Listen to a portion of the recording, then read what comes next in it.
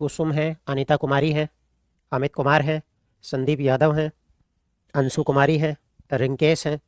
सभी का स्वागत है बच्चों।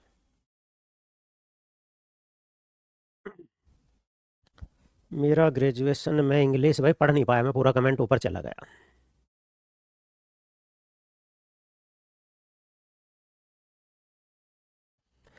नमस्कार जी।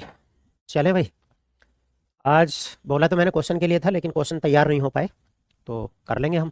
पहले टॉपिक ही कर लेते हैं छोटे छोटे, फिर क्वेश्चन कर लेंगे अगली 2 क्लास में। तो आज सबसे पहले हम पढ़ेंगे कमेटी ऑफ कॉन्स्टिट्यूएंट असेंबली। तो आप कहोगे कि committee committee of constituent assembly.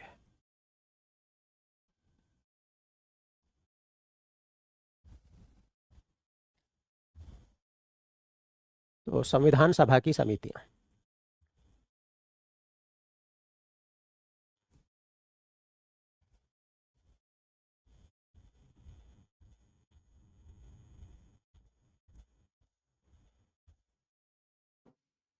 प्रमुख समितियां, ठीक है, प्रमुख प्रमुख समिति हैं ये। ठीक है, तो प्रमुख प्रमुख समिति हैं ये जो हम पढ़ रहे हैं। ठीक, तो अगर हम यहाँ बात करें, इसमें जल्दी से 2 टॉपिक कंप्लीट करने हैं हमें छोटे छोटे। अगर मैं पहली समिति की आपसे क्वेश्चन पूछूं, जो सबसे ज्यादा पूछी जाती है, तो आप क्या कहोगे? देखो, आपने कहा संघीय संविधान समिति, तो संघीय संविधान समिति, संघीय संविधान समिति लिखा हो, या आप कहोगे कि कॉन्स्टिट्यूएंट अगर मैं बात करूं तो आपने कहा कि फेडरल कॉन्स्टिट्यूएंट असेंबली लिखा हो, मतलब कमेटी लिखा हो। ग्रेजुएशन में इंग्लिश और सोशियोलॉजी है, क्या मैं DSSB में ST से पेपर दे सकती हूँ? ST मतलब SST कह रही होंगी ना आप? तो इंग्लिश और सोशियोलॉजी है, तो सोशियोलॉजी कितने 2 साल पढ़ा है आपने ग्रेजुएशन में? अगर दिया है तो भर सकती हो। ठीक है, DSSB में बड़ा आसान सा है। तो आप अगर आपने सोशियोलॉजी 2 साल पढ़ा है ग्रेजुएशन में, तो आप दे सकती हो SST से। तो आपने कहा जो संघीय संविधान समिति लिखा जाए। ठीक है, तो अगर मैं आपसे क्वेश्चन पूछूं कि भाई फेडरल फेडरल कॉन्स्टिट्यूशन कमेटी अध्यक्ष कौन है? ठीक है, बस आपको यही पता होना चाहिए कि इसके अध्यक्ष कौन है। तो इनके अध्यक्ष कौन है, यानी कि समिति का नाम पता हो और अध्यक्ष का नाम पता हो। तो बस मैं यहां लिखता हूं, बल्कि इसे अध्यक्ष में सामने लिखता चला जाऊंगा। ठीक है, तो आपसे जो है क्वेश्चन पूछेंगे कि फेडरल, अच्छा फेडरल की जगह जो है यूनियन शब्द भी हो सकता है। तो फेडरल कॉन्स्टिट्यूशन कमेटी कमेटी तो इसके अगर मैं चेयरमैन की बात करूं, तो चेयरमैन कौन है? बस यहां आपको यही पता होना चाहिए कि किस समिति के जो है अध्यक्ष कौन है। तो आपने पता है कि पंडित जवाहरलाल नेहरू। तो पंडित जवाहरलाल नेहरू जो है इसके जो है अध्यक्ष है। ठीक है, तो जहां भी जिस समिति में भी संविधान से रिलेटेड अगर समिति में संघीय शब्द आपको दिखाई दे जाए, तो एकदम जो है आंसर कर देना। क्या कर देना? तो आपने कहा जो है जवाहरलाल नेहरू। दूसरी अगर मैं बात कहूं, आपसे क्वेश्चन पूछे कि संघ शक्ति समिति, तो संघीय शक्ति समिति कहें या संघ शक्ति समिति कहें? तो संघ शक्ति समिति भी अगर आपसे क्वेश्चन पूछते हैं, तो इसके भी जो चेयरमैन है वो कौन है? तो आपने कहा संघ शक्ति समिति के अगर चेयरमैन आपसे पूछें, यानी कि अध्यक्ष पूछें, चेयरमैन को वो प्रेसिडेंट भी लिख सकता है, तो कौन है? तो आपने कहा पंडित जवाहरलाल नेहरू। तो पंडित जवाहरलाल नेहरू जो है इसके अध्यक्ष माने जाते हैं। ठीक है, पंडित जवाहरलाल नेहरू की अगर मैं बात करूं तो राइट आंसर माना जाता है। ठीक है, चलो, तो संघ शक्ति अगर मैं बात करूं चेयरमैन कौन है, तो आपने कहा पंडित जवाहरलाल नेहरू। तो जहां भी ये संघ शब्द दिख जाए, जहां भी ये संघ शब्द दिख जाए और संविधान सभा से रिलेटेड समिति हो, तो एक तरफा कर देना पंडित जवाहरलाल नेहरू। ठीक है, तो पंडित जवाहरलाल नेहरू जो है कर देना। क्लियर रहेगी बात? चलो जी, एक अगर राज्यों संबंधी समिति पूछ लें अगर आपसे, अगर मान लो आपसे ऐसा क्वेश्चन पूछ लें कि राज्यों संबंधी समिति, यानी कि कमेटी रिलेटेड टू स्टेट्स, राज्यों संबंधी समिति अगर आपसे क्वेश्चन पूछ ले, तो इसके भी चेयरमैन कौन है? तो आपने कहा इसके भी जो चेयरमैन है वो पंडित जवाहरलाल नेहरू ही है। तो पंडित जवाहरलाल नेहरू ही है। ठीक है, अगर जो है ये आपसे क्वेश्चन पूछ ले, तो पंडित जवाहरलाल नेहरू ही है। ठीक,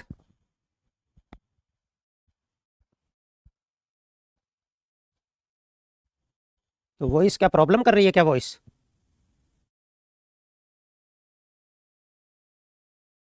है जी?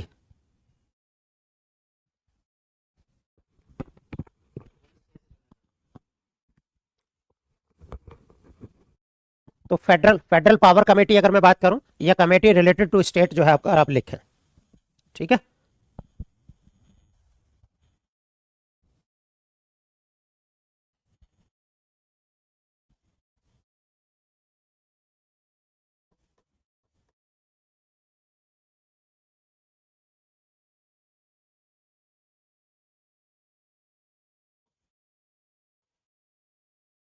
ठीक है, आगे बढ़ते हैं नेक्स्ट। 4 नंबर की जो हम कमेटी पढ़ते हैं, तो ये अगर आपसे कमेटी पूछते हैं तो ये याद रखना। एक फ्लैग कमेटी अगर मैं बात करूं, फ्लैग कमेटी, अगर आपसे जो है फ्लैग कमेटी आपसे पूछ लें, यानी कि झंडा समिति जो है आपसे पूछ लें, तो फ्लैग कमेटी या झंडा समिति,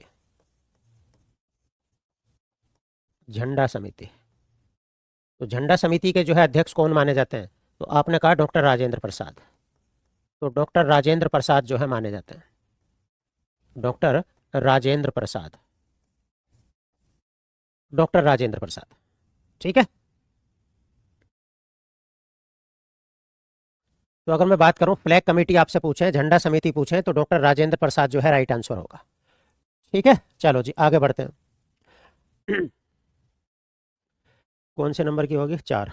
अगर मैं 5 बात करूं, तो प्रक्रिया संबंधी जो है नियम समिति अगर आपसे क्वेश्चन पूछ ले, तो आपने कहा कि प्रक्रिया संबंधी, प्रक्रिया संबंधी नियम समिति, बस खाली नियम समिति जो है लिखते हैं। वैसे कायदे में जो आपके ऑप्शन में आती है वो नियम समिति ही जो है आती है, नियम समिति, यानी कि रूल कमेटी अगर आप कहें, रूल कमेटी, रूल कमेटी। तो किससे रिलेटेड है? तो आपने कहा डॉक्टर राजेंद्र प्रसाद, डॉक्टर राजेंद्र प्रसाद से जो है रिलेटेड है, काफी पूछी जाती है नियम समिति। तो नियम समिति अगर आपसे क्वेश्चन पूछे तो डॉक्टर राजेंद्र प्रसाद।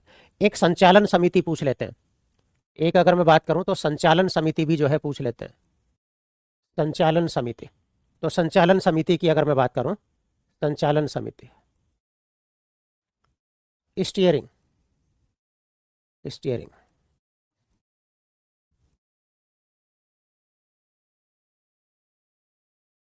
तो ये भी जो है डॉक्टर राजेंद्र प्रसाद,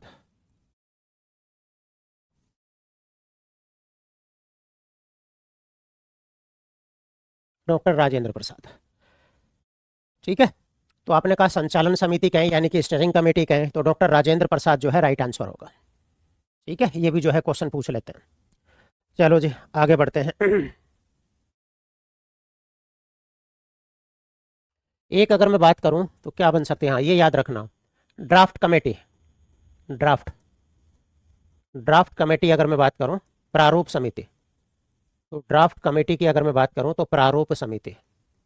तो प्रारूप समिति के जो है अध्यक्ष कौन है? तो आपने कहा प्रारूप समिति के जो अध्यक्ष हैं वो डॉक्टर बी आर अम्बेडकर हैं, तो डॉक्टर बी आर अम्बेडकर,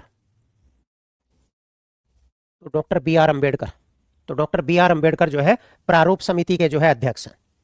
ठीक है, अच्छा एक जो है ये याद रखना, मूल अधिकार और अल्पसंख्यक अगर मैं बात करूं, तो आपने कहा मूल अधिकार, फंडामेंटल राइट, और माइनॉरिटी कमेटी, तो मूल अधिकार और अल्पसंख्यक अधिकार समिति, अल्पसंख्यक, मूल अधिकार और अल्पसंख्यक समिति। तो आपने कहा fundamental right, fundamental right and minorities committee. इसके चेयरमैन कौन माने जाते हैं? तो इसके चेयरमैन माने जाते हैं सरदार पटेल, सरदार पटेल। अच्छा, इसकी 2 जो है उप समितियां हैं, अगर मैं बात करूं इसकी सब कमेटी है, इसकी अगर मैं बात करूं तो उप समिति है, वो कभी कभी क्वेश्चन पूछ लेते हैं, उप समिति यानी कि सब कमेटी। तो आपने कहा इसकी जो है सब कमेटी, सब कमेटी, और वो सब कमेटी कौन कौन सी है? एक मूल अधिकार उप समिति है और एक जो है अल्पसंख्यक समिति है। तो आपने कहा एक मूल अधिकार, मूल अधिकार उप समिति, मूल अधिकार उप समिति सब कमेटी, यानी कि इसके भी भाग है, और दूसरी जो है अल्पसंख्यक समिति या अल्पसंख्यक अधिकार समिति, तो अल्पसंख्यक समिति। अब दोनों से आपसे जो है क्वेश्चन पूछ लेते हैं कि इसके अध्यक्ष कौन है और इसके अध्यक्ष कौन है।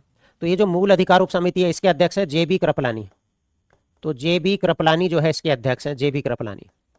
ठीक है, और इसके जो अध्यक्ष हैं वो हरीश चंद्र मुखर्जी हैं, हरीश चंद्र मुखर्जी इसके जो है अध्यक्ष हैं।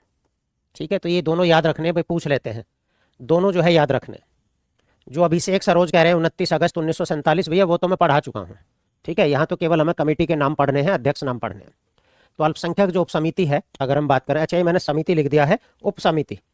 ठीक है, उप समिति यानी कि सब कमेटी की हम बात करें, उप समिति।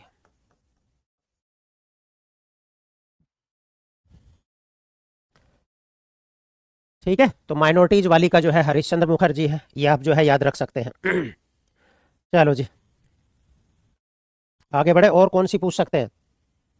तो एक, हाँ एक जो है ये और रह गई, कौन सी? प्रांतीय संविधान समिति। अगर मैं बात करूं तो प्रांतीय संविधान समिति मतलब बहुत है, बहुत सारी समितियों के माध्यम से काम किया, लेकिन हमें तो अपनी एग्जाम के पॉइंट व्यू से इंपॉर्टेंट देखनी है ना। प्रांतीय संविधान समिति, तो प्रांतीय संविधान समिति, प्रांतीय संविधान समिति यानी कि प्रोविंशियल,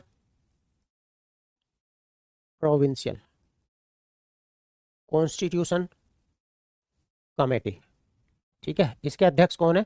सरदार पटेल, सरदार पटेल। तो अगर मैं बात करूं तो इसके अध्यक्ष कौन है, तो आप कहोगे सरदार पटेल। ठीक है, सरदार पटेल जो है, तो प्रांतीय संविधान समिति के अध्यक्ष जो है सरदार पटेल जो है माने जाते हैं। और अगर मैं बात करूं कोई और आपके दिमाग में आ रही हो जो पढ़ानी चाहिए मुझे, जी, जो आपके दिमाग में आ रही हो कोई भी, एक रियासत समिति, मतलब इसे एक सेंस में कहूं मैं, तो आप ऐसा कह सकते हो कि जो आपने पढ़ा था ना कि देसी राज्यों से जो है 93 सदस्य आने थे 93, तो वो देसी रियासतों से कैसे आएंगे, तो मनोनीत होकर ही आएंगे। तो उसके लिए कमेटी बनी थी रियासत समिति, वो डॉक्टर राजेंद्र प्रसाद उसके अध्यक्ष थे। तो रियासत समिति से रिलेटेड अगर, हालांकि वो क्वेश्चन कभी पूछा नहीं गया है।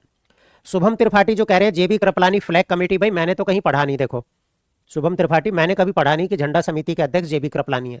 झंडा समिति इतिहास में दो ही दिखाई देती है, एक संविधान सभा से रिलेटेड और एक जो है आज़ादी के मतलब स्वतंत्रता आंदोलन के दौरान, वहां झंडा समिति पटेल के नेतृत्व में बनी थी, और संविधान सभा की जो झंडा समिति थी वो डॉक्टर राजेंद्र प्रसाद के नेतृत्व में बनी थी। ठीक है, तो जेबी कृपलानी मैंने तो कभी पढ़ा नहीं। ठीक है, और कोई दिमाग में आ रही हो आपके, कोई जो है दिमाग में आ रही हो?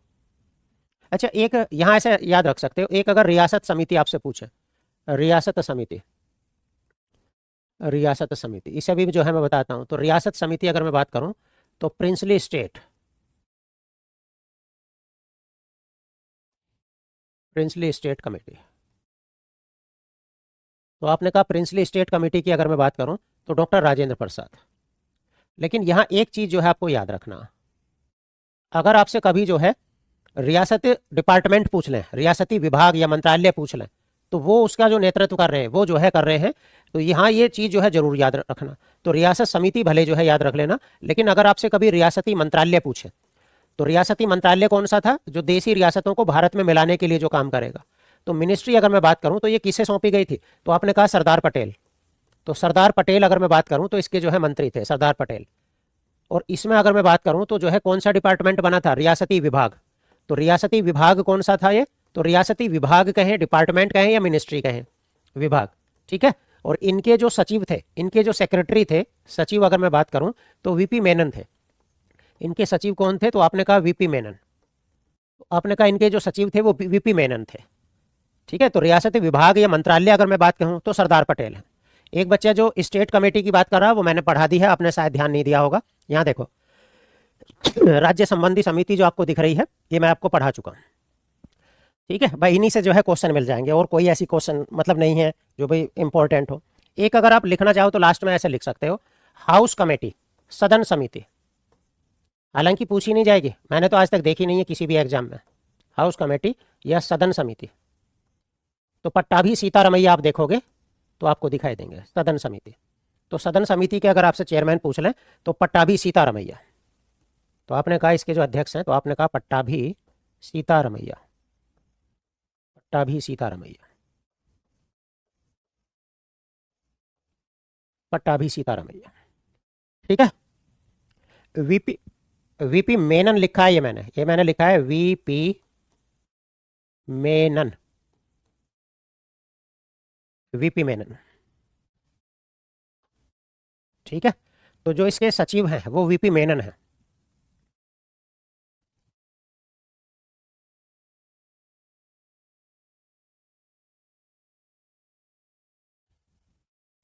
चलो, अब अगला टॉपिक खोलते हैं जिसे हम बोलते हैं शेड्यूल, यानी कि अनुसूची की हम बात करते हैं। ठीक है, तो अनुसूचियों की जो है हम बारे में बात करते हैं।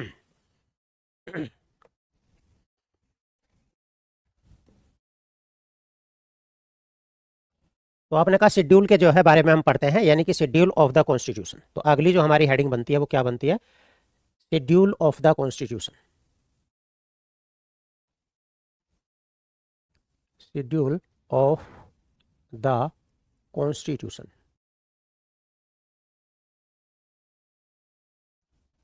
यानी कि संविधान की अनुसूचियां।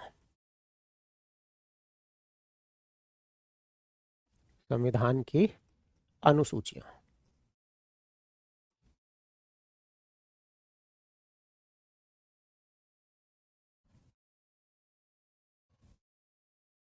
संविधान की अनुसूचियां। बताओ भाई, जो मूल संविधान था, और मूल संविधान का मतलब है, जो निशांत कुमार मौर्य कह रहे हैं तदर्थ झंडा समिति क्या है, इसी को भैया तदर्थ झंडा समिति बोलते हैं। ठीक है, कहाँ है झंडा समिति? हमने फ्लैग कमेटी, इसी को बोलते हैं, यही है तदर्थ समिति। तो तदर्थ झंडा समिति यही है, ठीक है, अलग नहीं है। तो तदर्थ झंडा समिति जो है यही है। तदर्थ का मतलब होता है एडहोक, तो तदर्थ का मतलब होता है एडहोक, यानी कि जब तक जरूरत है, जब तक जो है। ठीक है, तो यहां हम बात करते हैं। तो आपने कहा संविधान की अनुसूचियां हम पढ़ते हैं, शेड्यूल ऑफ कॉन्स्टिट्यूशन। तो अगर हम बात करें कि मूल संविधान में कितनी अनुसूचियां थी, तो आपने कहा मूल संविधान में, मूल संविधान में, और मूल संविधान का मतलब क्या होता है? Origin constitution. ओरिजिन कॉन्स्टिट्यूशन का मतलब क्या होता है कि जो 26 जनवरी 1950 को जो बना, तो जो 26 जनवरी 1950 को बना, तो मूल संविधान में कुल 8 अनुसूचियां थी, कुल 8 अनुसूचियां थी। ठीक है, जबकि जो बी एन राव का जो प्रारूप था उसमें 13 अनुसूचियां रखी थी उन्होंने। तो मूल संविधान में 8 अनुसूचियां थी। वर्तमान में जो है 12 शेड्यूल हैं। तो वर्तमान में अगर मैं बात करूं तो 12 शेड्यूल हैं, 12 शेड्यूल यानी कि अनुसूचियां हैं। तो वर्तमान में जो है 12 अनुसूचियां। अब हमें ये अनुसूचियां पढ़नी है बस, कि इसमें जो है क्या सब्जेक्ट है क्या नहीं। ठीक है, देखो जो अन्नू चोपड़ा कह रही है कार्य संचालन, फिर तो फिर तो बहुत सारी समिति लिखवानी पड़ जाएंगी। आपको लग रहा है कार्य संचालन समिति लिखनी है तो लिख सकते हो, आप अपने उसमें नोट कर सकते हो। ठीक है, फिर तो बहुत समिति है। आप ऐसा थोड़ी का और समिति नहीं है, पता नहीं कितनी समिति है। गोल्डी यादव जो पूछ रहे हैं, पूछ रही हैं शायद, तो सर कमेटी और सब कमेटी में क्या फर्क होता है? सब कमेटी और कमेटी में ये फर्क होता है कि कमेटी के अंदर एक कमेटी है, यानी कि जो सब कमेटी है वो कमेटी के अंतर्गत जो है काम करेगी। तो जैसे एक समिति है मूल अधिकार और अल्पसंख्यक अधिकार समिति, वो एक समिति बना दी, अब उसके 2 हिस्से बना दिए।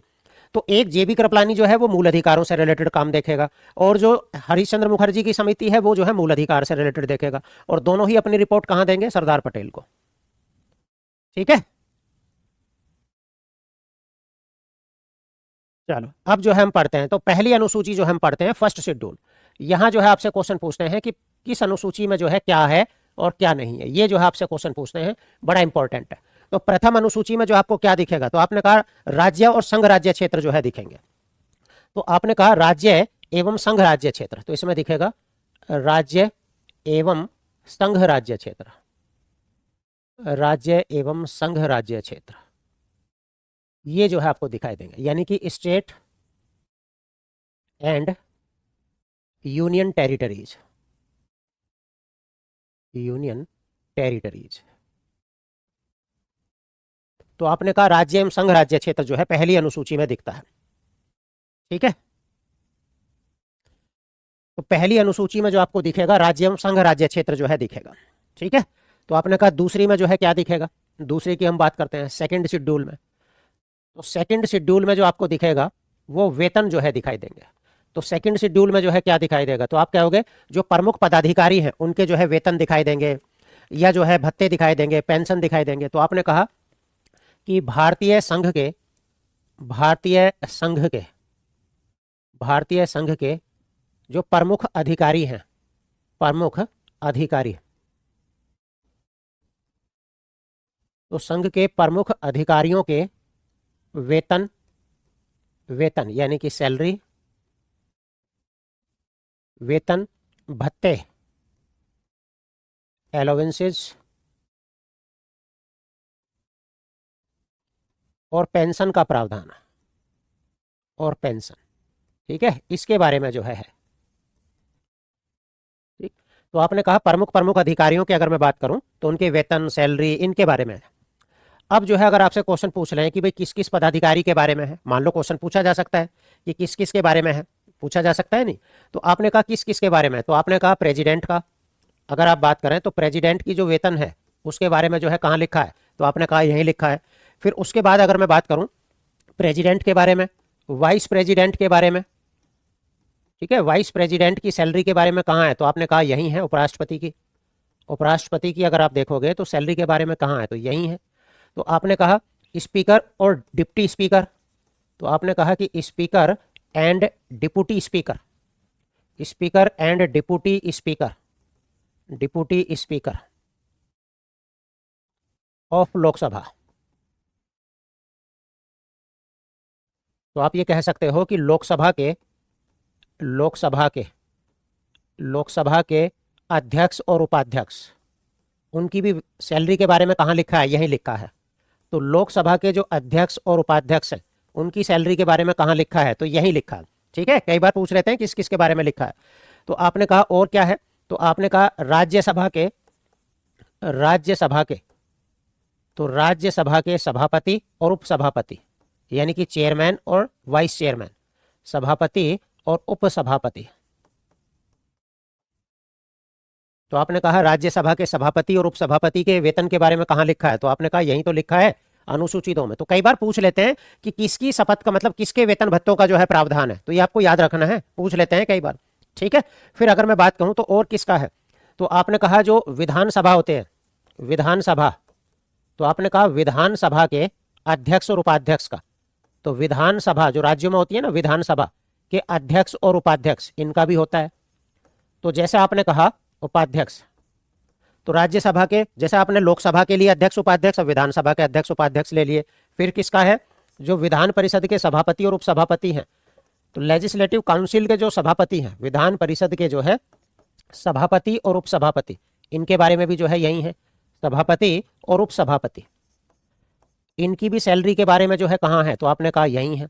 अगर आप सुप्रीम कोर्ट में जाओगे तो सुप्रीम कोर्ट के जितने भी जो है जज होते हैं उनके प्रावधान कहाँ हैं, सब यही है।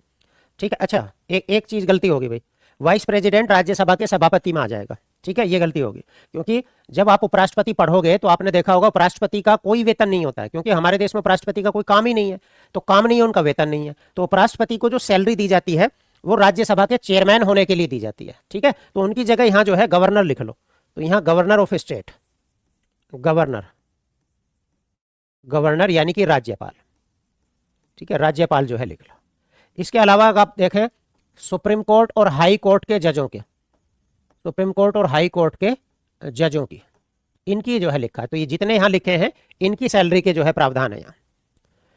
ठीक है, तो इनकी जो है सैलरी के प्रावधान है। तो आपने कहा कि जो है प्रेसिडेंट हो गया पहला, दूसरा राज्यपाल हो गया, तीसरा जो है स्पीकर और डिप्टी स्पीकर हो गया, चौथा जो है राज्यसभा के सभापति हो गए, पांचवा विधानसभा के अध्यक्ष हो गए, छठा आप देखोगे विधान परिषद के सभापति उपसभापति हैं, फिर सुप्रीम कोर्ट और हाई कोर्ट के जजों, और एक और रह गया, एक कौन रह गया, कैग, कैग यानी कि नियंत्रक एवं महालेखा परीक्षक। तो नियंत्रक एवं महालेखा परीक्षक, इनकी सैलरी के बारे में जो है यहां लिखा है। तो अगर आपसे क्वेश्चन पूछ लें कि मान लो नाम दे दें कि निम्नलिखित में से किस अधिकारी के वेतन या सैलरी के बारे में जो है प्रावधान है अनुसूची 2 में, तो इनका प्रावधान है और किसी का नहीं है। ठीक है, यहां प्रावधान है, तो नियंत्रक एवं महालेखा परीक्षक का जो है प्रावधान है। क्लियर है कि हम पढ़ते हैं थर्ड। तो अगर हम बात करें थर्ड अनुसूची में जो है क्या है, थर्ड शेड्यूल में, तो इसमें जो है शपथ का प्रावधान है। तो आपने कहा प्रोविजन ऑफ ओथ, शपथ का प्रावधान है, तो आपने कहा प्रोविजन ऑफ ओथ। अब यहां भी पूछ लेते हैं कि शपथ का प्रावधान कहाँ है, कई बार राष्ट्रपति का पूछ लेते हैं, तो राष्ट्रपति की शपथ का जो प्रावधान है वो यहां नहीं है, उनकी शपथ का प्रावधान अगर आप देखोगे तो यहां नहीं है, कभी जो है आप ये सोच लो कि यहां है। तो क्वेश्चन पूछ लेंगे कि भाई अनुसूची 3 में किस किस की शपथ का जो है प्रावधान है। ठीक है, अब सूरज कुमार पूछ रहे हैं राष्ट्रपति को कितनी सैलरी मिलती है, अरे भैया ये पढ़ेंगे राष्ट्रपति में 5 लाख मिलते हैं। तो तीसरी अनुसूची में जो है शपथ का प्रावधान है। अब आपसे क्वेश्चन पूछ लें कि किस किस का जो है प्रावधान है, ये आपसे क्वेश्चन पूछ लें। ठीक है, तो आपने कहा जितने भी जो है हमारे यूनियन मिनिस्टर हैं, अगर मैं बात करूं जितने भी जो है हमारे यूनियन मिनिस्टर हैं, तो आपने कहा जितने भी हमारी जो है यूनियन मिनिस्टर हैं, यूनियन मिनिस्टर समझते हो ना, जितने भी जो है संघीय मंत्री हैं, तो आपने कहा जितने भी संघीय मंत्री, अब संघीय मंत्री कौन है? जो माननीय प्रधानमंत्री जी और उनके जो मंत्री हैं, तो संघीय मंत्री परिषद कह लो या मंत्री कह लो, ठीक है। सबकी शपथ का प्रावधान जो है यहाँ है। तो सबकी शपथ का प्रावधान कहाँ है? तो आपने कहा यहाँ है। जितने भी जो है पार्लियामेंट के मेंबर हैं, तो मेंबर ऑफ पार्लियामेंट। अच्छा, मेंबर ऑफ पार्लियामेंट अगर मैं बात करूं, यानी कि संसद सदस्य, तो वो दोनों के, चाहे वो लोकसभा के हों चाहे वो जो है राज्यसभा के हों। पार्लियामेंट यानी कि संसद सदस्य, तो संसद सदस्य जो है चाहे राज्यसभा का हो चाहे लोकसभा का हो, तो वो चाहे लोकसभा का हो चाहे वो राज्यसभा का हो। तो लोकसभा की मैं बात करूं या जो है राज्यसभा की बात करूं, सब जो है यही आपको देखने को मिलेंगे। तो लोकसभा की बात करें चाहे राज्यसभा की बात करें, सब जो है संसद सदस्यों की शपथ का प्रावधान जो है यही है। दूसरा, अगर मैं बात करूं जजेज ऑफ सुप्रीम कोर्ट की, अगर मैं बात करूं तो जजेज of supreme court, जजेज of supreme court, तो सुप्रीम कोर्ट के जो जज हैं उनकी शपथ का प्रावधान भी यही है। तो आप कहोगे सुप्रीम कोर्ट, सुप्रीम कोर्ट के जज, सुप्रीम कोर्ट के जो है जज की जो शपथ का प्रावधान है वो यही है, ठीक है। तो सुप्रीम कोर्ट की जो जजों का प्रावधान है वो जो है यही है। उसके अलावा आप देखेंगे कि तो कैग आप पढ़ेंगे, कैग आपसे क्वेश्चन पूछ लें कि कैग का नियंत्रक एवं महालेखा परीक्षक, controller and auditor general of India, तो नियंत्रक एवं महालेखा परीक्षक, तो नियंत्रक एवं महालेखा परीक्षक, महालेखा परीक्षक, तो नियंत्रक एवं महालेखा परीक्षक की अगर मैं बात करूं तो जो है यही है कैग का। उसके अलावा अगर मैं बात करूं तो जितने भी जो है स्टेट के मिनिस्टर हैं, तो राज्य के जो मंत्री हैं स्टेट मिनिस्टर, वो सब यही शपथ है उनका। तो स्टेट मिनिस्टर जो हैं यानी कि राज्य के जो मंत्री हैं, राज्य मंत्री परिषद, वो सब यही शपथ का प्रावधान है उनका। तो राज्य मंत्री परिषद अगर मैं बात करूं।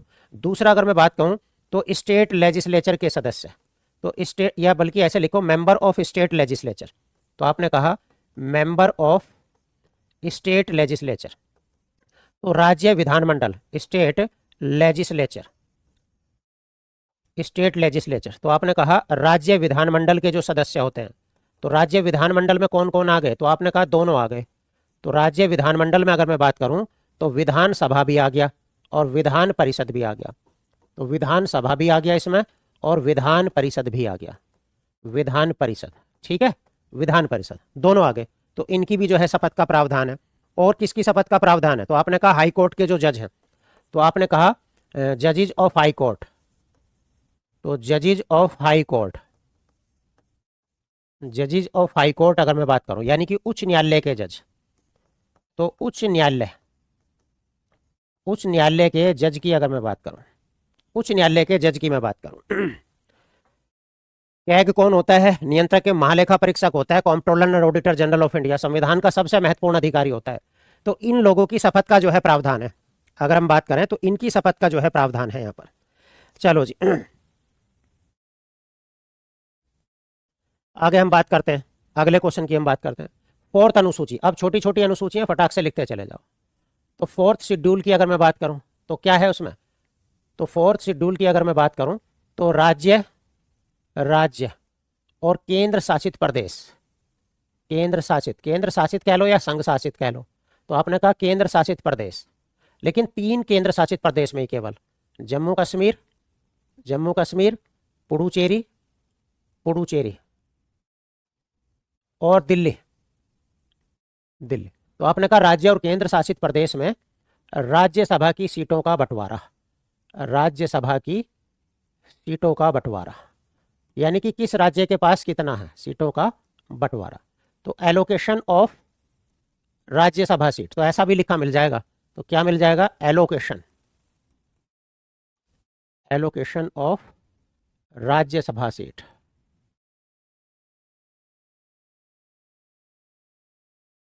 राज्यसभा सीट, ठीक है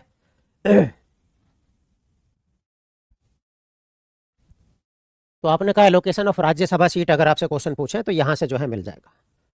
चलो जी पांचवें में अगर मैं बात करूं तो फिफ्थ में क्या है?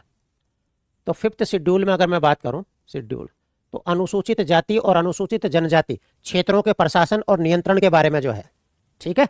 तो आपने कहा अनुसूचित क्षेत्रों, अनुसूचित क्षेत्रों, अनुसूचित क्षेत्र यानी कि schedule areas, schedule areas, region भी लिख सकता है वो। अनुसूचित क्षेत्रों और अनुसूचित जनजातियों, अनुसूचित जनजातियों,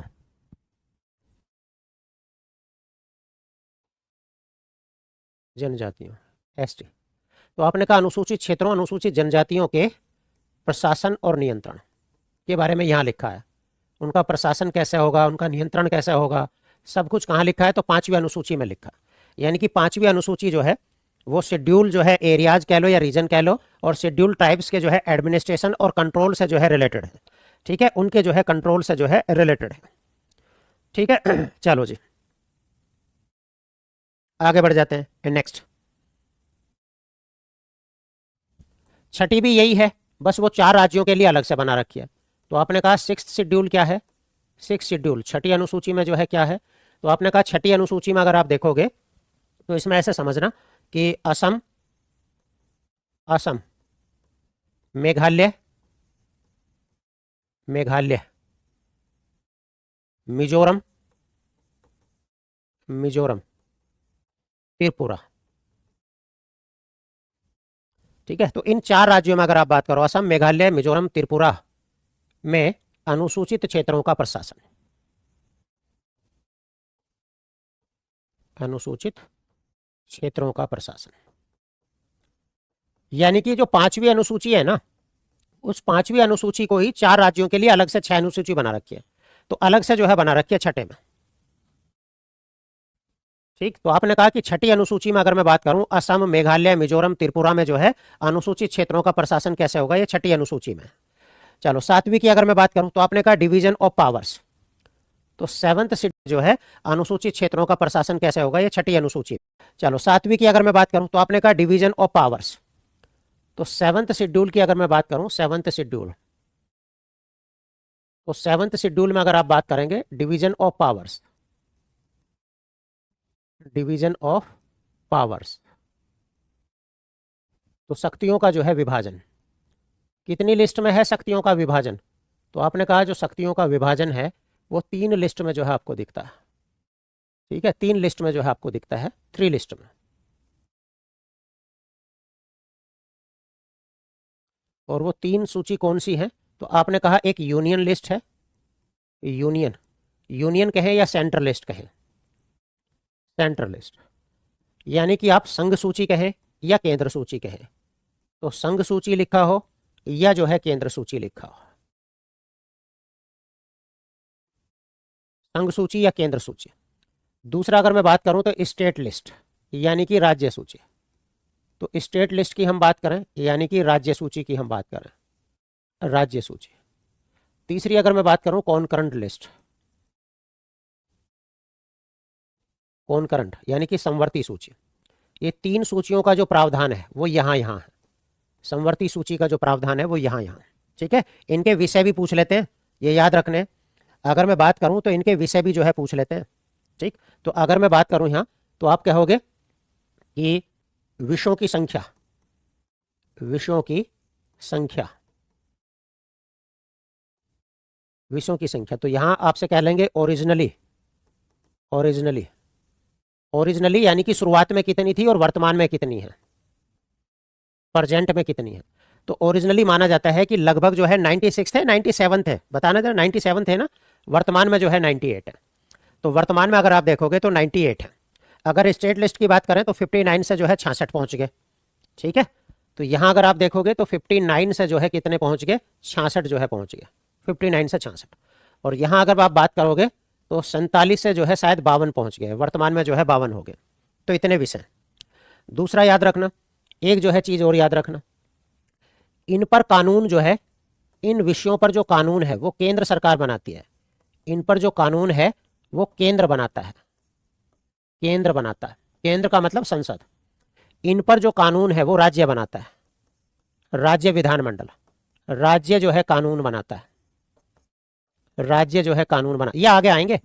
दोनों कानून बनाते हैं, केंद्र सरकार भी बना सकती है, दोनों जो है कानून बनाते हैं, राज्य भी बना सकता है, केंद्र भी बना सकता है। ठीक है, एक बच्चा कह रहा है कि इसमें अब शायद 100 हो गए हैं। ठीक है, इसमें एक बच्चा कह रहा है कि शायद जो है 100 हो गए। ठीक है मतलब देख लेना, हो सकता है इनकी संख्या घट बढ़ रही हो, मेरे पास थोड़ा सा पुराना डाटा हो। ठीक है, तो इसका जो है लेटेस्ट डाटा जो है आप देख लेना। मैं यहाँ लिख देता हूँ कि मैं यहाँ एक लाइन लिख देता हूँ कि लेटेस्ट डाटा चेक कर लेना, लेटेस्ट डाटा चेक कर लेना। ठीक है, अगर ये डाटा जो है बढ़ा हो या तो देख लेना, एक बार चेक कर लेना। तो आपने कहा जो है इतने जो है विषय माने जाते हैं। ठीक है, तो 7वीं में जो है ये होगा। अब यहाँ से भी क्वेश्चन पूछे जाते हैं, जनसंख्या किसमें है, जनगणना किसमें है, सीआरपीसी किसमें है, गोद लेना किसमें है, पुलिस किसमें है, गैस किसमें है, रेल किसमें है। या पढ़ोगे जब सेंटर और स्टेट रिलेशन पढ़ोगे तो वहाँ ये विषय पढ़ोगे। वैसे क्वेश्चन मैं इसके पहले करवाऊंगा, पढ़ के आना विषय। ठीक है, विषय जो है पढ़ कर आना है। हाँ, एक बच्चा कह रहा है ना 100 हो गया है सर, हाँ तो देख लेना वो। ठीक है, तो 7वीं में जो है राज्य, अगर मैं बात करूँ, शक्तियों का जो है विभाजन है। ठीक, चलो यहाँ बात करते हैं 8 शेड्यूल। अगर मैं बात करूँ 8 शेड्यूल में जो है क्या है, टाइम कितना हो गया, 8 शेड्यूल की अगर मैं बात करूँ, 8 शेड्यूल में क्या है, तो आपने कहा भाषा, तो लैंग्वेज से जो है रिलेटेड है भाषा। तो आपने कहा भाषा, तो आपने कहा कि मूल संविधान में जो है 14 भाषा थी। तो आपने कहा मूल संविधान में, मूल संविधान में 14 भाषाएं थी। मूल संविधान में जो है 14 भाषाएं थी। और वर्तमान में कितनी है, वर्तमान में अगर मैं बात करूं तो 22 भाषाएं। तो वर्तमान में जो है 22 भाषाएं। तो ये आपको याद रखना कि मूल संविधान में अगर आप देखोगे तो 14 भाषाएं थी, वर्तमान में अगर आप देखोगे तो कितनी भाषाएं हैं, तो आपने कहा जो है 22 भाषाएं हैं। ठीक है, 22 भाषाएं हैं। अब यहां अगर मैं बात करूं तो जैसे सिंधी लैंग्वेज है, तो आपने कहा जो 8 भाषा जोड़ी, 8 भाषा जो है जोड़ी, वो कौन सी है, 8 भाषा जो जोड़ी थी उनकी हम बात कर लेते हैं। तो सबसे पहले आप देखें सिंधी। तो सिंधी भाषा की अगर मैं बात करूं तो सिंधी भाषा को जो है 21वें संशोधन से जो है जोड़ा था। तो 21वें संशोधन की अगर मैं बात करूं तो 21वें संशोधन द्वारा जो है जोड़ा। ठीक है, फिर 3 भाषा आती हैं नमक, याद रखना नमक, ये जो है 71वें संशोधन से जोड़ी। तो आपने कहा 71वें संशोधन द्वारा जो है जोड़ी गई, 71वें संशोधन द्वारा जो है जोड़ी गई। अब ये नमक कौन सी भाषा है, नमक से याद रखना न से जो है नेपाली, तो न से जो है नेपाली, मैं से जो है मणिपुरी, मणिपुरी, और कैसे जो है कोंकणी, कोंकणी। ये 71वें संशोधन के द्वारा जो है जोड़ी गई। और फिर 4 भाषाएं और जोड़ी गई, फिर 4 भाषाएं जोड़ी गई, महेंद्र सिंह धोनी का बल्ला। तो महेंद्र सिंह धोनी का बल्ला, अब इन दोनों को जोड़ दो, 21वें और 71 दोनों को जोड़ दो, तो 92वें संशोधन द्वारा, तो 92वें संशोधन द्वारा जो है जोड़ी गई थी। तो 92वें संशोधन द्वारा जोड़ी गई थी। ठीक है, अब ये 4 भाषाएं जो है कौन कौन सी हैं, ये जो आपने लिखा महेंद्र सिंह धोनी का बल्ला, तो मैं से आप देखोगे मैथिली, तो मैं से आप देखोगे मैथिली, महेंद्र सिंह धोनी का बल्ला। एस से आप देखोगे कौन सी, संथाली, संथाली। डी से आप देखोगे डोगरी, डोगरी। और बी से आप देखोगे बोडो, बोडो। ये 4 भाषाएं जो है जोड़ी गई थी। ठीक है, मैथिली ये जो है जोड़ी गई। तो आपने कहा अब जो है वर्तमान में जो है 22 भाषाएं जो है हो चुकी हैं, ये आपको जो है याद रखना। ठीक है,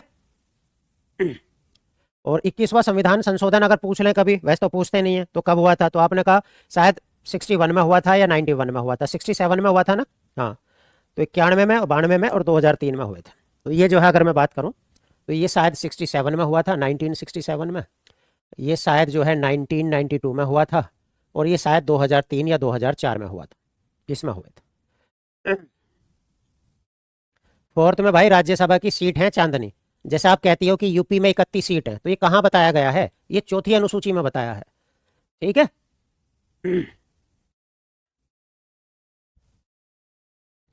हाँ, मेन संशोधन बाद में करवाऊंगा, हालांकि संशोधन करने की जरूरत नहीं पड़ती बाद में संशोधन करने की जरूरत नहीं पड़ती, क्योंकि जो मेन संशोधन है वो तो हमारे चलते ही जा रहे हैं, किसमें क्या हुआ, किसमें क्या हुआ।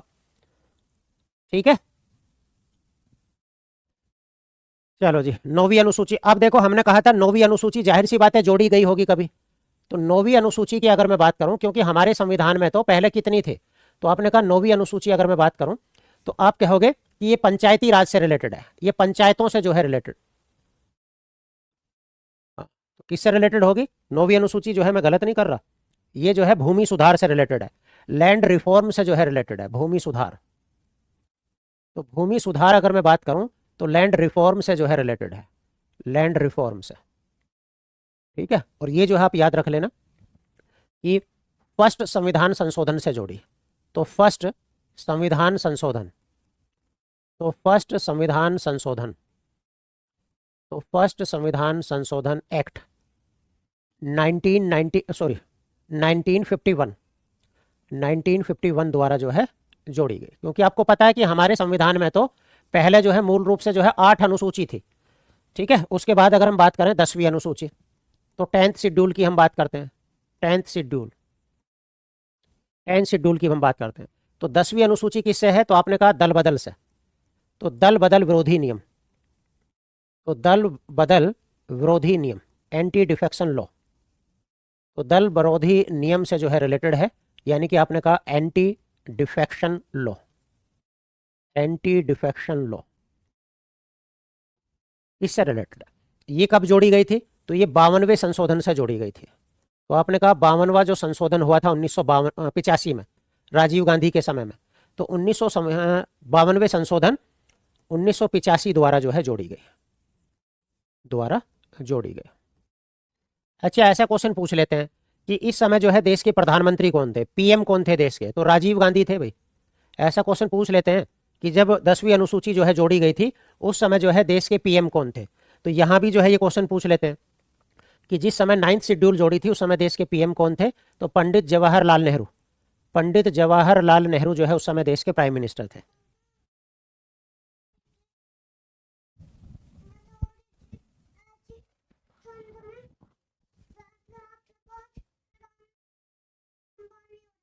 सॉरी बेटा, सॉरी। ठीक है, इसके बाद जो है बात करते हैं 11th शेड्यूल की। तो 11th शेड्यूल की हम बात करते हैं। 11th आता है या कुछ भी लिख दो, 11th शेड्यूल, 11th आता है या फर्स्ट आता है? इसमें एस टी लगेगा या टी एच लगेगा? शेड्यूल। ये किससे रिलेटेड है? तो ये पंचायती राज से जो है रिलेटेड है, ये पंचायती राज से जो है रिलेटेड है, पंचायती राज से। अब ये किसके द्वारा जोड़ी गई थी? तो आपने कहा 73वें संशोधन, तो आपने कहा 73वें संशोधन, तो आपने कहा 73वें संशोधन 1992। कहीं कहीं 3 भी लिखा मिलता है, कहीं कहीं 1993 भी लिखा मिलता है, क्योंकि ये 24 अप्रैल 1993 से लागू हुआ था, द्वारा जो है जोड़ी गई, द्वारा जो है जोड़ी गई। ठीक है, और इस समय जो है पीएम कौन थे? तो इस समय जो पीएम थे वो पीवी नरसिम्हा राव थे, तो उनका नाम था पीवी नरसिम्हा राव। तो पीवी नरसिम्हा राव के समय जो है ये जोड़ी गई थी। ठीक है, और इसमें पता 29 विषय हैं, 29 सब्जेक्ट हैं इसमें। तो 29 विषयों पर जो है काम करती हैं पंचायतें, 29 विषयों पर काम करती हैं पंचायतें। अरे सूरज कुमार, आप जो कह रहे हो, आपने बोला था कि क्वेश्चन आंसर कराएंगे, तो भाई अगर मैंने क्वेश्चन आंसर ना करा के पढ़ा दिया तो इसके लिए मुझे क्या फांसी की सजा दोगे क्या अब? है जी। 12th की हम बात करते हैं, 12th अनुसूची लास्ट। तो 12th की अगर मैं बात करूं, 12th शेड्यूल, तो इसमें क्या है? तो इसमें नगर पालिकाएं हैं, तो नगर पालिका के बारे में है, नगर पालिकाएं। ठीक है, नगर पालिकाएं, तो म्यूनसिपलिटीज के बारे में है इसमें। ठीक, और ये कौन से संविधान संशोधन से जोड़ी थी? तो आपने कहा 74वें संविधान संशोधन से जोड़ी थी, 74वें संशोधन से जोड़ी।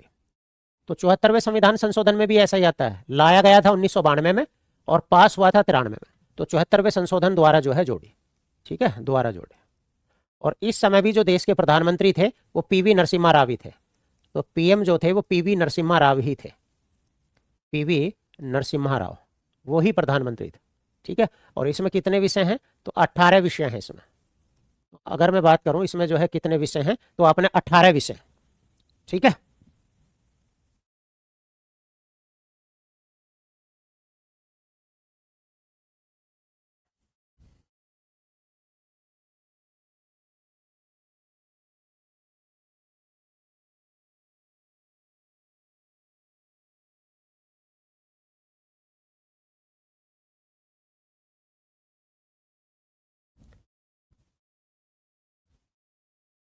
चलो ये हुआ आपका कंप्लीट।